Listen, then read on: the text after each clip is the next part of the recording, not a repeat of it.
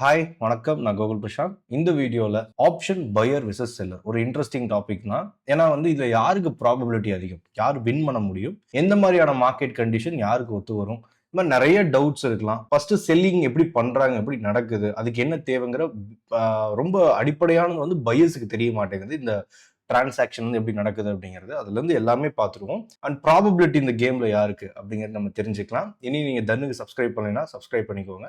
வீடியோக்குள்ள போகலாம். ஃபர்ஸ்ட் இந்த பையர் அண்ட் செல்லர் இந்த விஷயத்தை நம்ம ஒரு எக்ஸாம்பிள்ல பாத்துக்கலாம். இது ஒரு பிசினஸ் ஆப்ஷன் எடுத்துக்கிட்டோம் வச்சுக்கோங்க.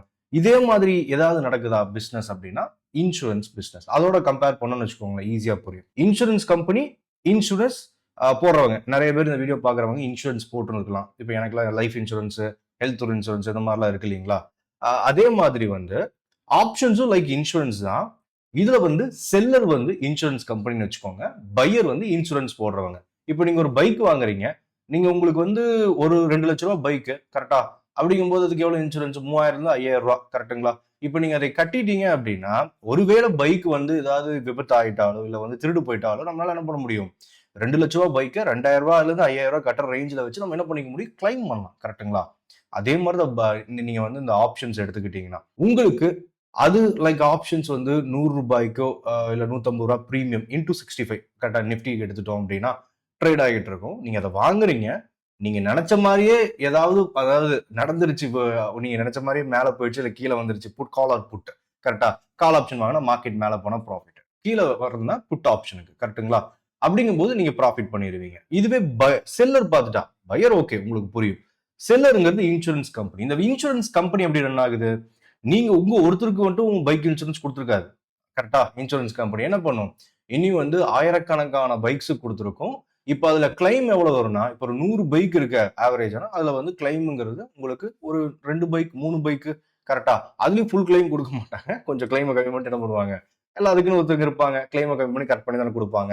அப்ப இந்த இன்சூரன்ஸ் பிசினஸ் யாருக்கு சாதகமா இருக்கு அப்படின்னா, அதாவது இன்சூரன்ஸ் கம்பெனி கரெக்டுங்களா? அதே மாதிரி ஆப்ஷன்ஸ் பிசினஸ் யாருக்கு சாதகமா இருக்கும்னா உங்களுக்கு ஆப்ஷன் செல்லர்ஸ். எப்படி? ஆனா உங்களுக்கு இன்சூரன்ஸ் கம்பெனி நீங்க நடத்தணும்னா கோடிக்கணக்கான காசு தேவை. இன்சூரன்ஸ் ஈஸியா போட்டுக்கலாம் நீங்க. இதுவே இன்சூரன்ஸ் கம்பெனி நடத்தணும்னா கோடிக்கணக்கான காசு வேணும் இல்லைங்களா? அதே மாதிரி இங்க கோடிக்கணக்கான காசு வேணா, சில லட்சங்கள் தேவைப்படும். மினிமம் ஒரு 5 to 10 lakhs இருந்தா தான் நீங்க ஆப்ஷன் செல்லிங் பண்ண முடியும். சரிங்களா?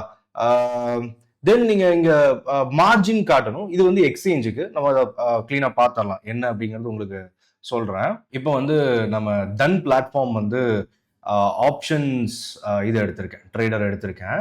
நீங்க பார்த்துட்டீங்கன்னா நிப்டி இந்த ஆடுக்குள்ள போயிட்டு இப்படி அமுத்துறோம்னா இந்த மாதிரி ஆப்ஷன் செயின் வந்துடும். சரிங்களா? நான் ஒரு ஜூன் 30ஆம் தேதி எக்ஸ்பைரி எடுத்திருக்கேன். ஜூன் 30 எக்ஸ்பைரி எடுத்திருக்கேன். இப்போ பார்ப்போம். நீங்க மார்க்கெட் ஏறும் இப்ப நினைக்கிறீங்க ஜூன் 30ஆம் தேதி மார்க்கெட் எங்க இருக்கும் அப்படின்னா ஒரு 24,000 வந்துரும் அப்படின்னு முடிவு பண்றீங்கன்னு வச்சுக்கலாம். நீங்க என்ன பண்றீங்க? 91 ரூபாய் கொடுத்து இதை வாங்குவீங்க. இப்போ உங்க ரிஸ்க் நார்மலா அதான், மார்க்கெட் ஏறும்னா பை பண்ணுவீங்க கரெக்டா? 91 ரூபாய் கொடுத்துருவீங்க இன்டூ 65 பண்ணிட்டோம் அப்படின்னா உங்க மேக்ஸிமம் ரிஸ்க் எவ்வளவு? 5,915 ரூபாய் கரெக்டா? இது நீங்க என்ன பண்ணிடுவீங்க? கட்டிடுவீங்க. யாருக்கு? செல்லருக்கு கொடுத்துருவீங்க. இன்சூரன்ஸ் கம்பெனிக்கு நீங்க எப்படி காசு கட்டுவீங்க? அதே மாதிரி இந்த லாட் யாராவது உங்களுக்கு விற்கணும், அப்பதான் நீங்க வாங்கிக்க முடியும். ஃபர்ஸ்ட் இது ஒரு கன்ஃபியூசன் இருக்கு. என்னன்னா மார்க்கெட்ல ஃபர்ஸ்ட் வர்றது பையரா செல்லரா? மார்க்கெட்ல ஃபர்ஸ்ட் வர்றது செல்லர். எனி டிரான்சாக்ஷன் நடக்குதுன்னா செல்லர் தான் ஃபர்ஸ்ட் வர முடியும். குழப்பம் இருந்தா லைக் நீங்க ஒரு பென்சில் வாங்க போறீங்க, அங்க பையர் வராங்களா செல்லர் வராங்க? செல்லர் இருக்கும். முதல்ல கடை இருக்கணும் கரெக்டா? பென்சில் விற்கிறதுக்கு ஆள் இருக்கணும். அதே மாதிரிதான் ஆப்ஷன்ஸ் இருக்கும் கரெக்டா? இங்கேயும் விற்கிறதுக்கு ஆள் இருக்கணும், அப்பதான் நீங்க வாங்கிக்க முடியும். இப்ப என்ன பண்றாருன்னா 91 ரூபாய்க்கு ஒருத்தர் உங்களுக்கு விற்கிறாரு. சரிங்களா? அதை நீங்க என்ன பண்ணிக்கிறீங்க? வாங்கிக்கிறீங்க. அவர் என்ன சொல்லி விற்கிறாரு அப்படின்னா உங்களுக்கு நிப்டி 24,000க்கு மேல, நிப்டி 30ஆம் தேதி 24,000க்கு மேல போகாது அப்படின்னு அவர் உங்களுக்கு வித்திருக்காரு 91. அந்த 91ங்கிறது இன்டூ 65 போட்டோம்னா நமக்கு எவ்வளவு வருது? கிட்டத்தட்ட 5,915 ரூபாய் கரெக்டா? இதை செல்லருக்கு அவங்க அக்கௌண்ட்டுக்கு போயிடும். இப்ப செல்லரோட ட்ரேடிங் அக்கௌண்ட் இருக்கு இல்லைங்களா, அது அடுத்த நாள் அவருக்கு போயிடும் நீங்க கொடுத்துட்டீங்கன்னா. அவர் என்ன பண்ணுவார்? செல்லர் அதே அதே லாட் அவர் என்ன பண்ணிருக்காரு? செல் பண்ணிருக்காரு கரெக்டா? அதே லாட்டை செல் ஃபர்ஸ்ட் அவர் பண்ணிடுவார். செல் பண்றாருன்னா அவரோட மேக்சிமம் ப்ராஃபிட்டே எவ்வளவு? அவருக்கு நீங்க கொடுத்த அந்த காசு தான் அவர் அக்கௌண்ட்டுக்கு அது போயிடும் அடுத்த நாள். அதை வச்சு அவர் பொசிஷன் கூட எடுக்கலாம். இங்க 5,000 ரூபாய் கொடுத்தீங்களா, அதை வச்சு அவர் என்ன பொசிஷன் கூட எடுக்கலாம். மேக்ஸிமம் ப்ராஃபிட் அவர் என்ன பண்ணிருக்காருன்னா இதுக்கு மேல போகாது அப்படிங்கிறது. இங்க ஆனா வந்து இங்க அட்வான்டேஜ் யாருக்கு அப்படின்னா செல்லருக்கா பையருக்கா அப்படின்னா பையருக்கு தான். எப்படி ஒரு இன்சூரன்ஸ் பிசினஸ் அப்படிங்கிறது இன்சூரன்ஸ் கம்பெனிக்கு சாதகமா இருக்கோ 95% இன்சூரன்ஸ் கம்பெனிக்கு தான் இன்சூரன்ஸ் பிசினஸ் சாதகமா இருக்கு. அதே மாதிரி ஆப்ஷன் செல்லருக்கு தான் இந்த ஆப்ஷன்ஸோட ஸ்ட்ரக்சர், அதாவது இந்த ஆப்ஷன்ஸ் எல்லாம் எடுத்துட்டீங்கன்னு வச்சுக்கோங்களேன், இதெல்லாம் இந்த ஃபார்முலாலாம் நிறைய சொல்லுவாங்க. இந்த black Scholes method, Greeks, delta, gamma, vega, theta, rho, இந்த மாதிரி என்னென்னமோ சொல்லுவாங்கன்னு வச்சுக்கோங்களேன். இந்த நம்பர் இப்படி நிறைய கால்குலேஷன்லாம் இருக்கு. உங்களுக்கு மேக்ஸ் ஆகாதுன்னா ஆப்ஷன்ஸ் வந்து கொஞ்சம் இந்த செல்லிங் இந்த ஸ்ட்ராட்டஜி எல்லாம் புரிஞ்சுக்க கொஞ்சம் கஷ்டமா இருக்கும். ஸ்டார்டிங் தான், போக போக அது ஈஸியா அடாப்ட் பண்ணிக்கலாம், பெரிய விஷயம் கிடையாது அது. சரிங்களா? ஓகே. ஆனா என்ன அப்படின்னா இந்த ஃபார்முலா மேக்ஸ் எல்லாம் சொன்னோம் இல்லைங்களா, அது கொஞ்சம் செல்லருக்கு சாதகமா இருக்குன்னு வச்சுக்கோங்க. ஏன்னா தீட்டா டிகேன்னு இருக்கும். உங்களுக்கு என்ன ஆகும் அப்படின்னா இது கரைஞ்சிக்கிட்டே இருக்கும். லைக் வந்து ஒரு தண்ணியில போட்ட சக்கரை மாதிரி இந்த பிரீமியம் நீங்க கொடுத்துருக்கீங்களா 6000 ரூபாய், நீங்க நினைச்ச இடத்துக்கு போனாலும் சம்டைம் லாஸ் பண்ணுவீங்க. அது ஏன்னா அதனாலதான் அந்த ஃபார்முலாலாம். சரி, அதை பத்தி வேணா நம்ம தனியா வீடியோஸ் பண்ணுவோம்.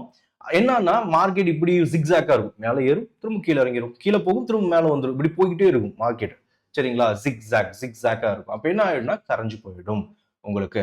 இப்போ இங்க பாருங்க, செல்லரோட பிரேக் ஈவன் சொல்லுவாங்க. இப்ப தெரியுதுங்களா? அவர் 24,000 செல் பண்ணிருக்காரு. அவரு 24,000 கால் ஆப்ஷன் என்ன பண்ணிருக்காரு உங்களுக்கு. நீங்க தான் பையர்னு வச்சுக்கோங்க. சரிங்களா? அவர் உங்களுக்கு என்ன பண்ணிருக்காரு, செல் பண்ணி நீங்க 24,000 பை பண்ணி வச்சிருக்கீங்க. இங்க பாத்தீங்கன்னா தெரியும் பிரேக் ஈவன் 24,091க்கு மேல போனாதான் அவர் லாஸ் பண்ணுவார். அவர் கலெக்ட் பண்ற பிரீமியம் அவருக்கு ஒரு குஷன் கொடுக்கும். சரியா? அது எவ்வளவு செல்லரை பொறுத்தவரை எவ்வளவு பிரீமியம் நிறைய கலெக்ட் பண்றாங்களோ அவ்வளவு நல்லதுன்னு சொல்லுவாங்க. அப்ப பையர் என்ன பண்ணும், பையர் எவ்வளவு பிரீமியம் கொடுக்கணுமோ அதை கம்மியா கொடுக்க பார்க்கணும். அப்பதான் அவர் வந்து மார்க்கெட்ல சர்வை பண்ண முடியும். சரியா? தென் வந்து இன்னொன்று இருக்கு, மார்க்கெட் ஸ்ட்ரக்சர். மார்க்கெட் வந்து 7 டைப்பா போலாம்பாங்கள சொல்லுவாங்க. என்னன்னா என்ன ப்ரோ 3 டைப் தான், மேல கீழே அண்ட் வந்து சைட் வேஸுமாங்க, நீங்க 7 டைப்புமாங்க கேட்கலாம். என்னன்னா ஏறுறதே 3 டைப்பா ஏறும் மார்க்கெட், இறங்குறது 3 டைப்பா இறங்கலாம். அதே மாதிரி வந்து சைட் வேஸ் 7 டைப். அது என்ன 7 டைப்ல போகலாம்னா இதுதான். சரிங்களா? 3 டைப்பா மார்க்கெட் அப் ட்ரெண்டா இருக்கிறதுக்கான வாய்ப்புகள் இருக்கு. ஒன்னு நீங்க வந்து கால் ஆப்ஷன் வாங்கணும்னா சட்டுன்னு அது ஒரு 90 டிகிரில மார்க்கெட் சடன்னு ஏறிடலாம், ஒரு 500 பாயிண்ட் எடுத்த உடனே. இல்லைன்னா ஜிக்ஸாக் 100 பாயிண்ட் ஏறும், திரும்பவும் ஏறுனதுல 70 பாயிண்ட் விழுந்துடும், திரும்ப வந்து 150 பாயிண்ட் ஏறும், ஏறுனதுல 100 பாயிண்ட் விழுந்துடும். இது ஜிக்ஸாக்னு சொல்லுவாங்க. சரிங்களா? இல்ல அரைச்சு ஒரு லைட்டா ஒவ்வொரு நாளும் அவன் என்ன பண்ணுவான், 60 பாயிண்ட் 80 பாயிண்ட் ஏத்துவான். இதே மாதிரிதான் இறங்குறதுக்கும். சரிங்களா? அப்ப என்னன்னா இங்க வந்து செல்லருக்கு அதனால அட்வான்டேஜ் அதிகமாயிரும். இப்படி இப்படி இப்படி ஜிக்ஸாக் இருக்கிறதுனால தீட்டா வர பர்ஃபார்ம் பண்ணிடும். எப்படி இன்சூரன்ஸ் பிசினஸ் வந்து கம்பெனிஸுக்கு சாதகமா இருக்கோ அதே மாதிரிதான் கொஞ்சம் இந்த ஆப்ஷன்ஸ் வந்து செல்லருக்கு சாதகமா இருக்கு அப்படின்னு வச்சுக்கலாம். அப்ப பையர் என்ன பண்ணும், பையர் வந்து அவருக்கு சாதகமான சூழ்நிலை மட்டும் தான் ட்ரேட் பண்ணும், இல்ல அவருக்கு அவர் வந்து சாதகப்படுத்திக்கணும் கரெக்டா, ஸ்மார்ட்டா. செல்லரோட நல்லா ஸ்மார்ட்டா இருக்கணும் அப்படிங்கறதுதான் இதுன்னு வச்சுக்கோங்க. அதான் அப்படி இருந்தாலும் நீங்க பையரா சர்வே பண்ண முடியும். சரியா? ஓகே. எப்படி இன்சூரன்ஸ் நீங்க பை பண்ண போறீங்கன்னு நிறைய பாப்பீங்க இல்லைங்களா, இதெல்லாம் வந்து என்ன ஏதுன்னு கேட்டு உங்களுக்கு ஏத்த நீங்க தான் முடிவு பண்ணணும் கரெக்டா. அதேதான் இங்கேயும் நீங்க நிறைய பார்க்கணும் பையரா இருந்தீங்கன்னா, அப்பதான் பொழைக்க முடியும் மார்க்கெட்ல. சரி, ஓகே. இது புரிஞ்சிருக்கும் இந்த பையர் அண்ட் செல்லர். இப்போ வந்து இந்த செல் பண்றதன் மூலியமா அதாவது செல்லர் என்ன பண்ணுவார்னா மார்ஜின், தெரியுங்களா, ஓவரால் மார்ஜின் போட்டிருக்கு. இந்த மார்ஜினை எக்ஸ்சேஞ்சுக்கு காட்டினா போதும். இந்த மார்ஜினை நீங்க கேஷா காட்டலாம், இல்ல கொலட்ராலா காட்டலாம். கொலட்ராலை பொறுத்தவரையில் ஸ்டாக்கு, மியூச்சுவல் ஃபண்டு, பாண்டு, அது கவர்மெண்ட் ஜிசெக், டி பில்ஸ் இருக்கு இல்லைங்களா, அது மாதிரி நிறைய இருக்கு. மியூச்சுவல் ஃபண்ட், லிக்விட் ஃபண்ட்ஸ், இந்த மாதிரி நிறைய விஷயங்கள் இருக்கு. இதெல்லாம் என்ன எஃப்டி முதற்கொண்டு காட்டுவாங்க.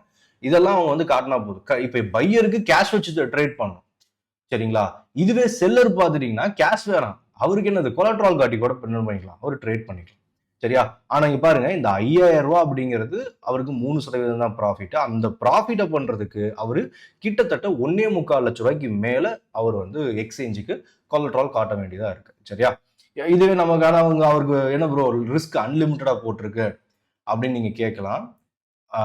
சீரியஸா நீங்க எல்லாரும் நீங்க வந்து உணர வேண்டியது என்னன்னா, அல்டிமேட்டா வந்து செல்லிங்க பயமுறுத்துவாங்க. அன்லிமிட்டட் ரிஸ்க் போனா வந்து எல்லாம் லாஸ் ஆயிரும். ஆனா ரியாலிட்டி என்னன்னா எங்கேயுமே எந்த செல்லரும் வந்து அன்லிமிட்டட் லாஸ் பண்றது கிடையாது. சரிங்களா? அதாவது ஸ்மார்ட்டா டைரக்ஷன்ல ரிஸ்க் ரிவார்டை புரிஞ்சு செல் பண்றக்கூடிய செல்லர்ஸ் நான் சொல்றேன். பையர் தான் அன்லிமிட்டட் லாஸ் பண்ணிட்டு இருக்காங்க. டாப் அப் பண்ணி லாஸ் பண்ணிட்டு இருக்காங்க. நான் ஒரு ஆப்ஷன் செல்லர், அதனால வந்து இருக்கிற அட்வான்டேஜ் என்னன்னு சொல்றேன். சரிங்களா? அப்போ பையிங்ல எப்படி சர்வே பண்ணலாம் அப்படின்னா ஒன்னே ஒன்று தான், நீங்கள் தான் கரெக்டாக ஸ்மார்ட்டாக பண்ணணும். ப்ரீமியம் இருக்கிறதுலே கம்மியாக கொடுத்து ஒரு ட்ரெண்டை பிடிக்கணும். சரியா? இது மட்டும் தான் பையர் சர்வே பண்றதுக்கான, சிலருக்கு ஆப்போசிட்டா கடை ஓடுறதுக்கான ஒரே வாய்ப்பு அப்படின்னு வச்சுக்கோங்க. இதுதான் வந்து அடிப்படை இவங்க 2 பேத்துக்கு. இதை தவிர்த்து பார்த்துட்டோம் அப்படின்னா நமக்கு வந்து இந்த ப்ராபபிலிட்டி கேம் அப்படிங்கிறது ஓவராலா பார்த்துட்டோம் அப்படின்னா பையர்ஸுக்கு வந்து உங்களுக்கு டிராடவுன் பெருசா இருக்கும். நல்ல சக்சஸ் ரேட். இப்போ 10 ட்ரேட்ல வந்து 8 ட்ரேட் பையர் வந்து சின்ன சின்னதா ப்ராஃபிட் பண்ணிக்கிட்டே இருப்பாரு. சடனா என்ன ஆகும்னா பெரிய ட்ரான் வரும், அக்கௌண்டே க்ளோஸ் ஆயிடும். சரிங்களா? வாஷ் அவுட் ஆயிடும்.